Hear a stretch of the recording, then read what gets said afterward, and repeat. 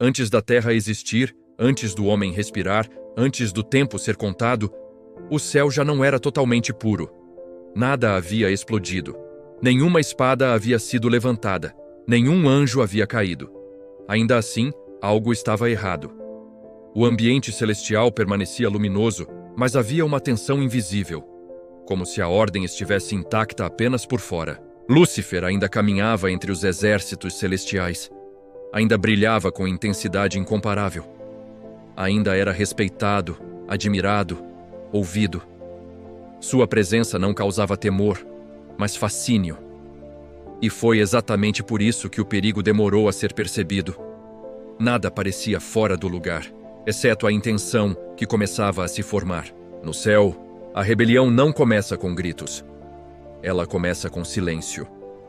Lúcifer não questionou Deus em voz alta. Não desafiou ordens diretamente. Não convocou anjos para a guerra. Ele apenas parou de se curvar. Um gesto invisível, quase imperceptível, mas suficiente para quebrar algo eterno. Miguel percebeu. Não porque ouviu palavras, mas porque sentiu a mudança na autoridade. Ele não era o mais belo, nem o mais admirado, nem o mais temido. Mas reconhecia a ordem quando havia, e a ausência dela quando desaparecia. Enquanto outros anjos continuavam a cantar, Miguel observava. Lúcifer começou a se posicionar diferente. Não mais abaixo, não mais alinhado. Sempre um passo à frente, sempre um pouco acima. Nada parecia errado.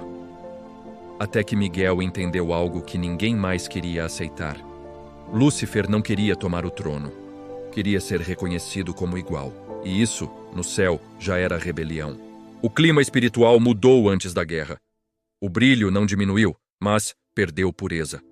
A luz ainda existia, mas já não obedecia. Miguel tentou alertar, não com acusações ou confrontos, mas com presença. Ele se colocou diante de Lúcifer. E ali aconteceu algo que jamais havia acontecido antes. Lúcifer não desviou o olhar. Não houve respeito. Não houve submissão.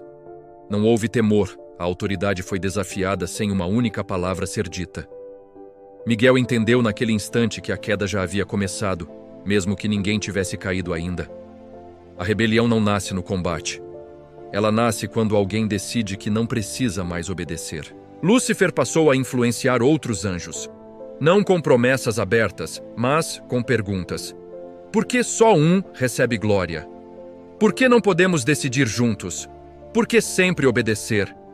Cada pergunta arrancava um pedaço da ordem, e o céu começou a se dividir em silêncio. Quando a autoridade é questionada, a guerra já é inevitável. Chegou o momento em que Deus não respondeu com palavras. Respondeu com posição. Miguel foi chamado. Não para negociar, não para convencer, não para discutir, mas para encerrar. Miguel desceu com autoridade absoluta. Não para provar força, mas para reafirmar hierarquia. Lúcifer, pela primeira vez, sentiu resistência real.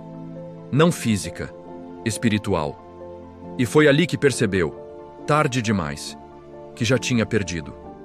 Porque quem desafia a ordem divina não cai por derrota, cai por escolha.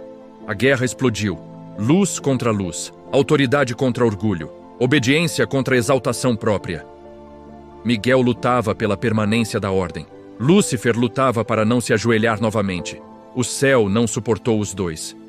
Quando tudo terminou, Lúcifer não perdeu poder, perdeu posição. E essa foi a verdadeira queda. Miguel permaneceu, não celebrado, não exaltado, apenas firme. Porque no reino de Deus, quem permanece não é quem brilha mais, é quem obedece até o fim. E enquanto o abismo recebia o que o orgulho criou, o céu foi restaurado em silêncio. Mas as consequências daquela rebelião ainda ecoariam na terra. E esse eco a humanidade ainda ouviria.